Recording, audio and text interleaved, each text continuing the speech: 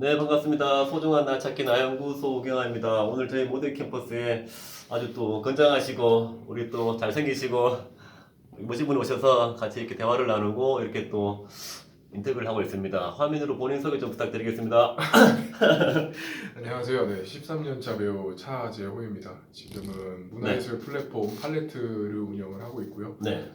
블로그를 통해서 강의, 상담도 하고 있습니다. 13년 차 배우신 거죠? 네네네, 맞습니다.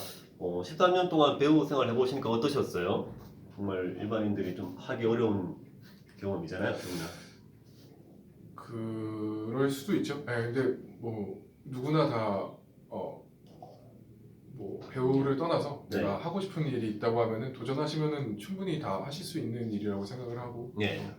제가 말이 13년 차이지 그만한 커리어를 또 가지고 있는 건 아니어서 네네. 네, 그 부분은 조금 부끄럽기도 하네요. 그럼 지금은 네네. 블로그도 하시고 뭐 강의도 하시고 이렇게 하시면서 그 예술 사업 한다고 그러셨잖아요. 네네네. 어떤 건지 한번 설명해 주시겠어요? 이제 문화예술 플랫폼이라고 그래가지고요. 네. 4차 산업혁명 시대가 왔을 때 네. 그 기계들에 대항을 해서 우리 음. 예술인들이 앞으로 가야 될 방향은 어떤 공간인가라는 그 네. 과제를 이 팔레트란 공간 안에서 헤쳐나가자라고 해서 만든 사이트입니다. 네. 근데 예술인들과는 조금 범위가 광범위하고 막연한데 예를 들어 예술인에 포함되는 직업은 어떤 거라고 보면 되나요? 우선은 제가 생각하는 예술이라는 것 자체가 네.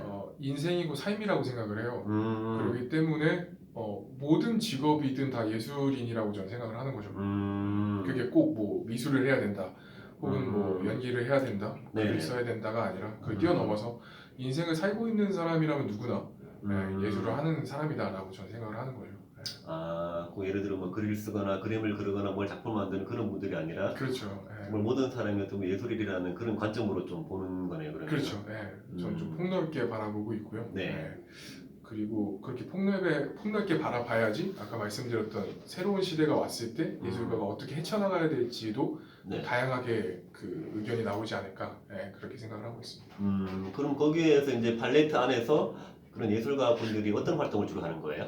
일단은 지금 그러니까 단기적, 중기적, 장기적으로 이제 그 과제를 설정을 해놓은 게 네. 단기적으로 어쨌든 그 지금 당장 아무것도 없는 상태에서 4차 산업혁명을 그 준비할 수는 없잖아요. 네.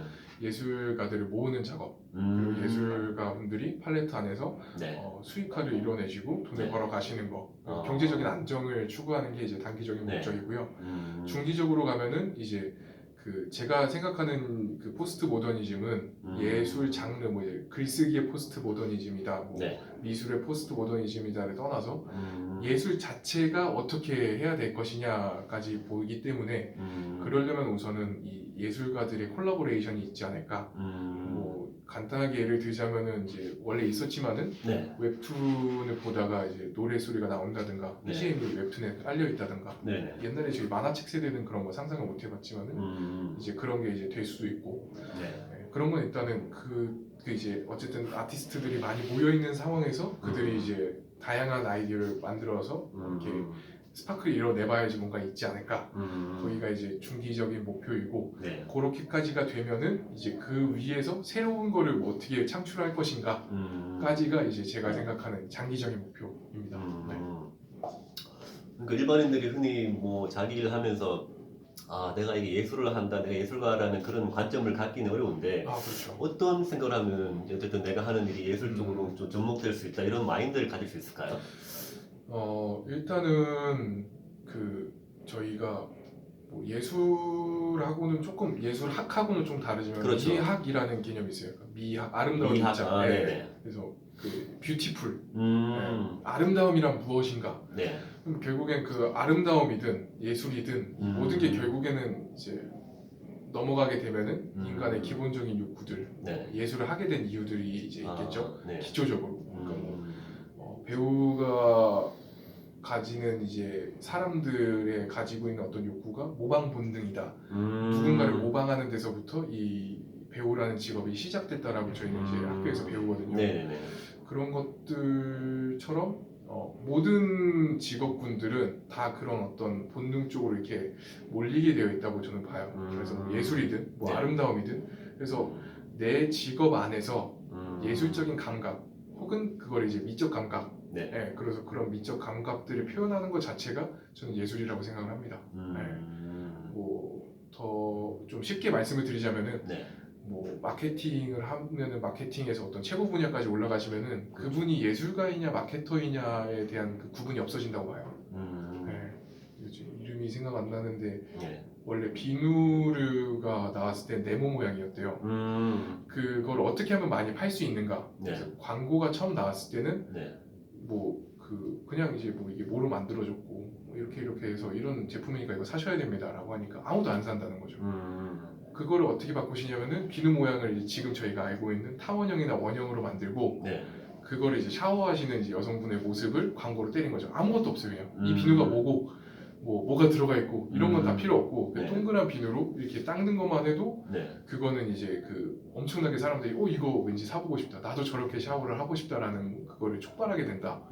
그래서 이제 그런 아이디어를 내신 마케터분을 마케터라고 봐야 되는가 혹은 예술가로 봐야 되는가 그건 저는 경계선이 없다고 봐요.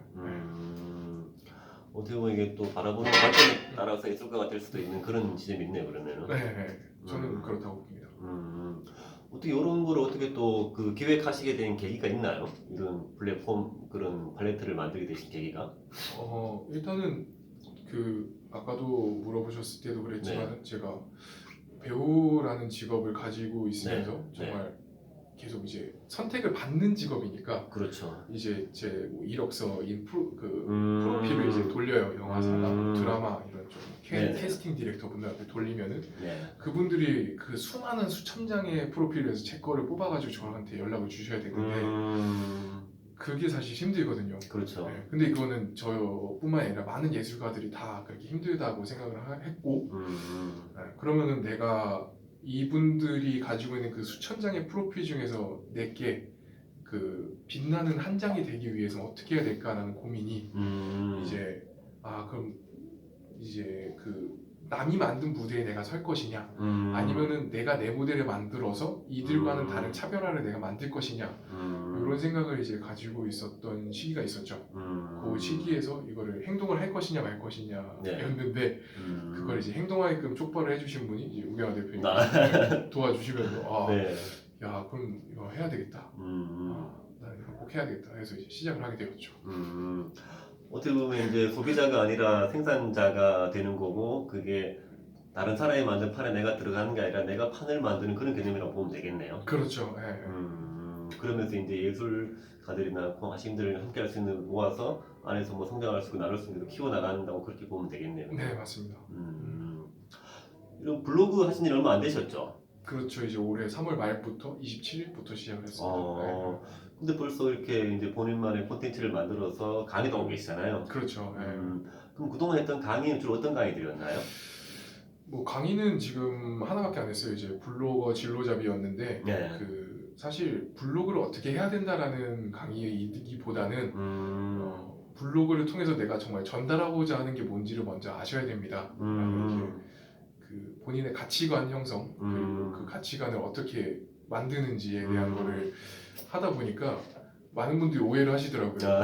SEO라든지 뭐 다이아 로직 이런 거 안 알려주고 그렇죠. 갑자기 본질적인 얘기만 하냐. 그래서 안 되겠다, 이름을 바꿔야 되겠다. 그래서 이제 디지털 파마의 시대로 이름만 바꿔서 제가 이제 거기서도 계속 하는 얘기가 블로그든 유튜브든 뭐 카카오톡이든 어떤 SNS적인 것들은 그것에서 뭐 최고봉이 되고자 하는 게 아니라 내가 무언가 나눠줄 수 있고 내가 무언가 사람들한테 도와줄 수 있는 게 있어야지, 그러니까 내 가치관이 형성되어 있어야지 그 가치관을 뿌리는 어떤 창구인 거지 그것 자체가 뭐가 될 수는 없다라는 거를 이제 그 강의로 하는 거죠. 물론 이제 인스타 뭐 팔로워를 10,000명 이상 만드는 방법도 강의를 할 수 있고 그것도 컨텐츠가 될 수는 있지만은 그 인스타 잘하는 것만 가지고는 뭔가를 더 창출하기는 힘들다. 저는 그렇게 생각을 합니다. 어떻게 보면 어떤 그런 기술보다는 좀 더 기술 안에 있는 본질을 또 많이 강조하는 그런 느낌이다, 그죠? 그렇죠. 이렇게 본질적이고 철학적인 거에 이렇게 관심을 갖게 된 계기가 있으셨나요? 글쎄요, 그냥 어렸을 때부터 그런 것들을 좋아했어요. 어렸을 때 그 송수영 대표님이 네. 저의 강의에서 들어보니까 네. 내 상처의 크기가 사명이다. 아, 네네. 뭐 그런 얘기를 하셨는데 제가 어렸을 때 가장 상처받았던 것들은 이제 그 남들 앞에 섰을 때 상처받았던 것들, 뭐 발표라든지 그런 것들이 그러니까 오히려 그런 것들이 제가 배우가 되게 해줬던 거고 그거 말고 두 번째 상처가 이제 제가 불교인데 네. 할머니가 이제 불자이시니까 저한테 계속 불교 얘기를 많이 해주셨고 근데 아. 그렇다고 해서 그 할머니께서 뭐 불교 뭐 교리가 이렇다 뭐 이런 건 아니시고 네네. 그냥 이제 그 불교가 좋다 기독교는 나쁘다 이렇게만 알려주신 거예요. 음. 그거에 대한 본질적인 얘기는 안 알려주시고 음. 그래서 이제 어렸을 때부터 그런 종교적인 논쟁에서 친구들이랑 엄청 많이 다툼이 있었거든요. 음. 근데 이 다툼에서 이기려고 하면은 종교적 다툼은 특히나 이게 민감하잖아요. 민감하죠. 네, 그렇기 때문에 본질적으로 들어갈 수밖에 없는 거예요. 그러다 보니까 그게 이제 제 학창 시절 거의 12년 동안은 그냥 그 불교와 기독교에 대한 논쟁으로 시작해서 논쟁으로 끝나다 보니까 네. 그게 이제 쌓여서 지금 그런 거 이제 본질을 바라보는 관점이 생긴 것 같아요. 우리 할머니 영향도 많이 받으셨네요. 그쵸, 할머님의 영향이 엄청 컸죠. 어렸을 때 또 성격이 좀 내성적이셨나요? 많이 내성적이었죠. 우리가 흔히 왜 그 자기 이렇게 찾는데 결핍이라는 게 또 영향을 많이 주잖아요. 그러니까 저도 어렸을 때 되게 내성적이고 이렇게 소심했던 그런 경험이 있다 보니까는 되게 이렇게 뭐랄까 남들 앞에서 이렇게 되게 막 활발하고 자연스러운 사람 되게 부럽더라고요. 말하는 맞아요. 사람들. 근데 또 그런 거에 대한 결핍이 있다 보니까는 오히려 제가 지금처럼 이렇게 뭐 글이나 말로 이렇게 표현하는 사람이 된 것도 지금 같은 맥락인 것 같아요. 저도 보면은. 건강합니다. 네, 저도 어렸을 때 되게 막 그랬어요. 막 되게 잘 말도 못하고 남들 앞에서 얼굴 빨개지고 이런 거 있잖아요. 맞아요. 저도 네. 그랬어요. 그러니까 오히려 그런 사람이 남들 앞에 나서 자기를 되게 표현할 때 뭔가 쾌감 그런 게 있었거든요. 그렇죠. 그런 게 있으셨죠. 맞아요. 그 결핍에 대한 채워짐이 갑자기 확 오니까. 맞아요. 건강합니다. 그 어렸을 때 그 남들의 모습 바라보면서 아 참 부럽다 멋있다 이런 거 계속 있으니까는 그런 게 오히려 또 이렇게 지금 활동하는 거에 되게 막 힘이나 그래야 그런 느낌이 들더라고요. 네. 공감합니다. 네, 저도 그랬던 것 같아요. 어렸을 네. 때부터. 그러면은 이제 앞으로는 어떤 활동들을 통해서 이제 어떤 일들 하고 싶으세요? 계획이 되는 것들? 일단은 지금은 팔레트에 집중을 하는 게 맞다고 팔레트? 봐요. 네네네. 그 배우 생활도 중요하죠. 물론 중요하지만 어쨌든 제가 책임감 있게 시작을 했던 거고 네. 그 공간 자체가 이제 플랫폼이거든요. 그러니까 제가 아티스트들을 모아서 직원으로 고용을 하는 게 아니라 이제 쿠팡처럼 이제 쿠팡이 그 입점 업체들을 이렇게 하는 게 아니잖아요. 그분들이 자연스럽게 쿠팡으로 입점을 하는 거지. 그렇죠. 네, 쿠팡이 나서서 우리가 너한테 다 돈을 월급을 줄게라고 해서 만드는 공간이 아니듯이 저도 제 아티스트들한테 지금 뭐 제가 직접 돈을 주는 게 아니에요. 그 이제 소비자들을 또 모셔오고 또 생산자는 생산자대로 모셔와서 그 안에서 시장이 형성될 수 있게끔 만드는 거다 보니까 그거에 대한 책임 의식이 좀 많이 큰 것 같아요. 그래서 이게 시장화가 되는 거, 이 안에서 생산과 판매가 자유롭게 일어나는 그 공간을 만드는 것에 우선적으로 좀 집중하고 싶고요. 그런 것들이 자연스럽게 되다 보면은 또 제가 배우로서 또 불러주시는 곳이 또 있지 않을까. 네. 그럼 팔레트에는 이제 어떤 분들이 함께하면 좋을까요? 예술을 하시고 싶으신 분이라면 전 누구든지 환영입니다. 그 예술이 꼭 제가 아까 말씀드렸던 단적인 뭐 글쓰기, 뭐 연기, 영화, 뭐 미술 뭐 이런 게 아니더라도 음악 이런 게 아니시더라도 그냥 같이 와서 하시고 싶다고 하시면은 같이 또 성장을 하는 거고 일단 제 그 경영 철학이 총 4가지가 있는데 그 중에 하나가 성장이거든요. 성장. 저도 팔레트로 성장을 해야 되고 팔레트가 성장을 하고 저도 성장을 해야 되고 오시는 아티스트 분들도 같이 성장을 하면 그만이니까요. 그게 저는 중요하다고 봅니다. 그럼 경영 철학 4가지 말씀하셨는데 성장이고 나머지 3가지는 뭔가요? 지금 제가 기억이 바로 안 나는데 갑작스러운 질문이라서. 왜냐면 제가 매일 보고 외우고 경영 철학대로 하고 있나 이렇게 이건 제가 집에 가서 제가 보면서 이거 감사합니다. 그 프랭클린 플래너 보면은 이제 그분이 이제 매일 12가지의 그 항목을 반성하시면서 보셨다고 하잖아요.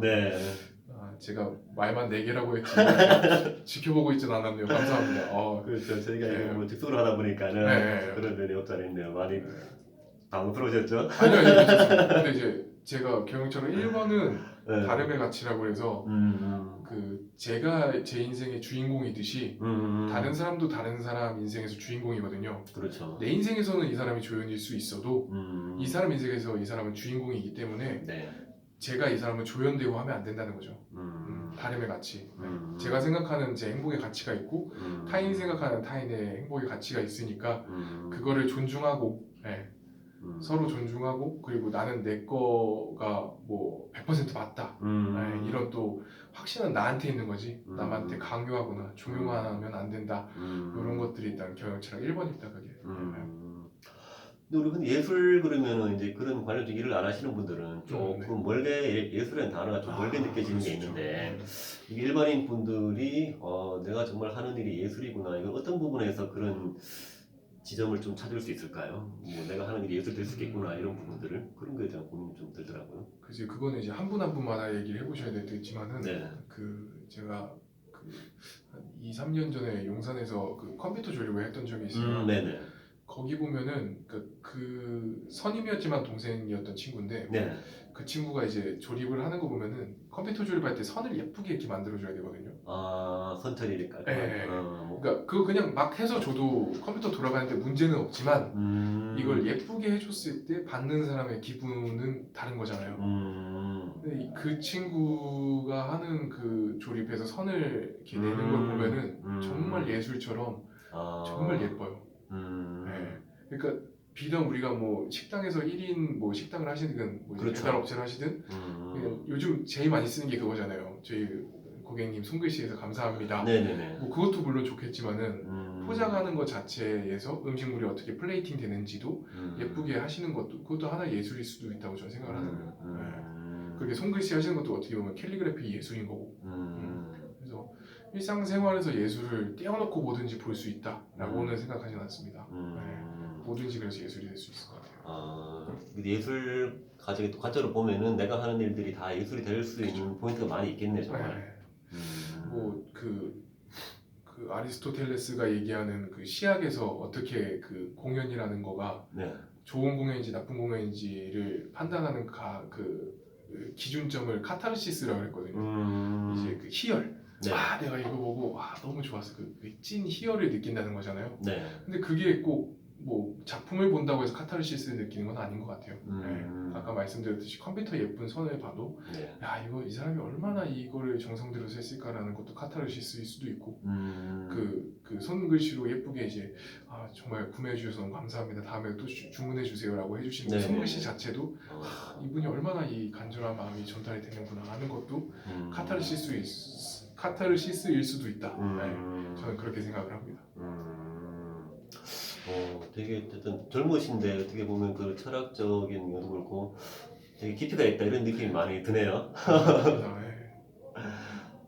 그런 게 이제 배우 생활을 오래 하시면서 그런 뭐 캐릭터 분석이나 인물 분석 이런 고민도 많이 하시고 일단 배우라는 직업이 관찰을 많이 한다고 그러셨잖아요. 그렇죠. 아마 그런 부분들이 이런 생각들을 많이 하게 하면서 좀 그런 영향도 있지 않을까요? 또?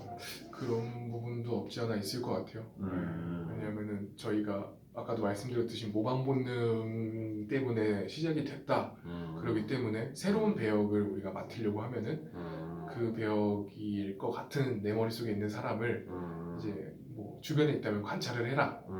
주변에 없다면 이제 뭐 예를 들어서 뭐 제가 햄릿을 연기한다고 하면은 이게 뭐 영화 신세계에서 이정재 배우님이 하셨던 그런 느낌으로 했으면 좋겠다. 그럼 이제 이정재 선배님이 나오신 그 영화도 보고 다른 영화도 보면서 저렇게 하는구나. 그럼 그걸 또 관찰해가지고 그걸 또 여기서 표현할 수도 있는 거고. 네, 뭐 그런 식이기 때문에 말씀하신 뭐 그런 깊이 있는 사고가 관찰을 통해서도 될 수 있을 것 같다고도 생각이 드네요.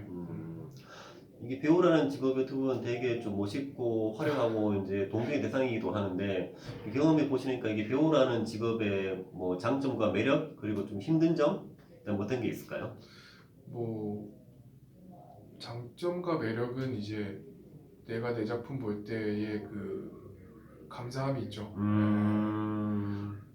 내가 저거를 찍기 위해서 정말 그 치화전 영화를 보면은 네. 최민식 배우님께서 나체로 막 그 빗속을 이렇게 헤집고 다니시거든요. 네네네. 그게 그림을 그려야 되는데 도저히 그림이 안 그려지니까 막 그렇게도 해보신다는 얘기고 그 지금 추상미 배우님 아버님이 추송웅 선배님이 계시거든요. 네. 저는 그분을 본 적이 없는데 제가 태어나기 전에 돌아가셨던 것 같아요.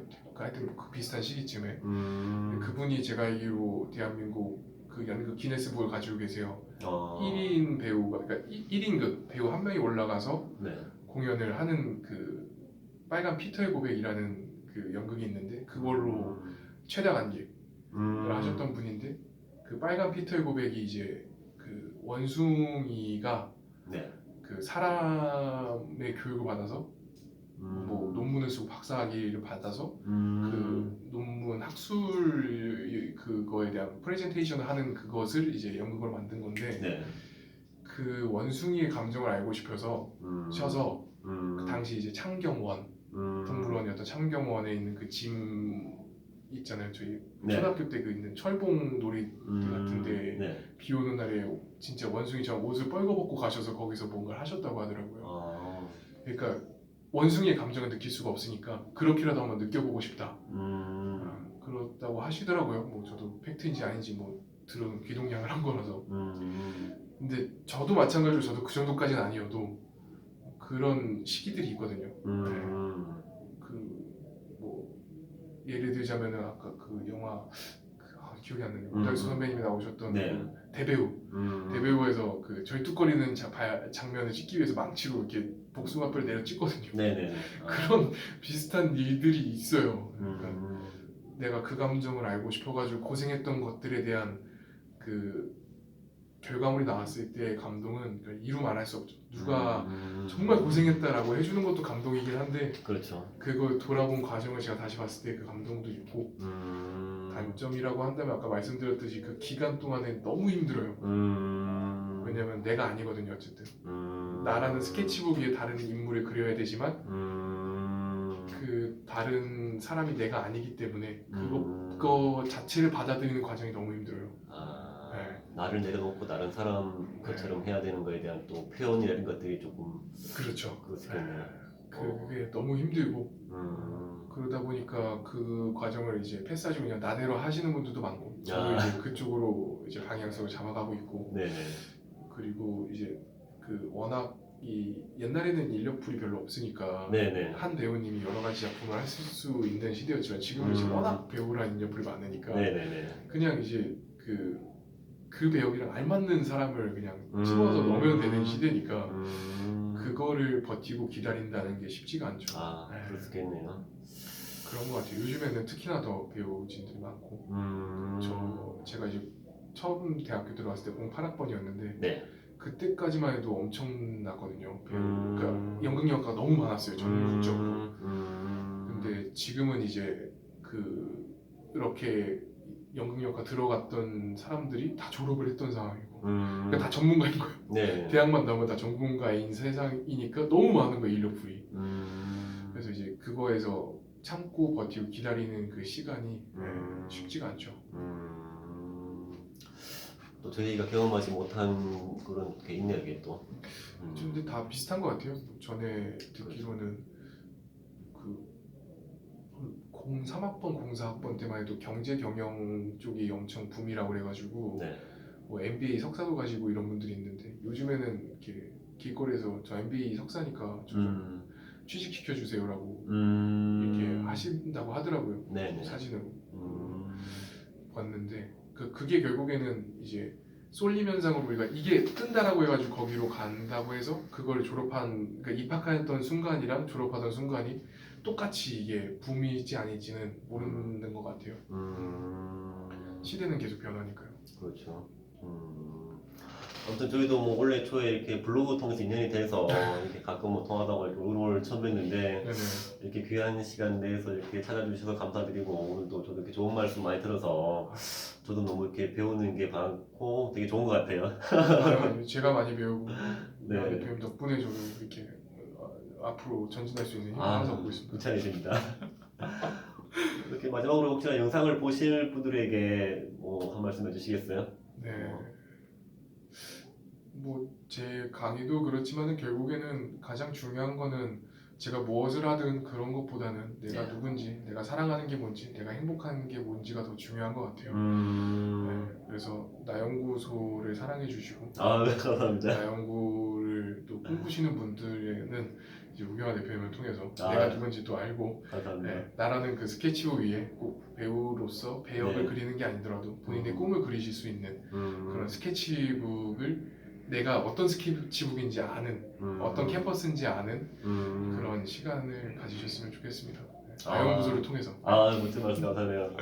아무튼 이제 하고자 하시는 그 발레트를 통해서 네.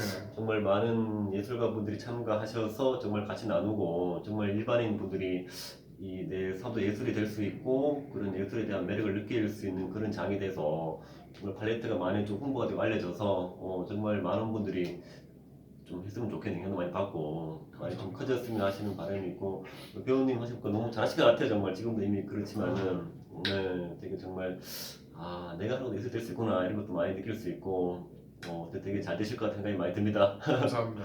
저희 항상 옆에서 응원하고 제가 또 지지하겠습니다. 감사합니다. 응원받고 나니까 네. 정말 잘 될 것 같네요. 그래서 조금 뭐 지속이 이렇게 하고 있는데 경기해 주셔서 감사드리고 앞으로도 파이팅해서 멋진 모습 많이 보여주시기를 기대하겠습니다. 감사합니다. 감사합니다. 감사합니다.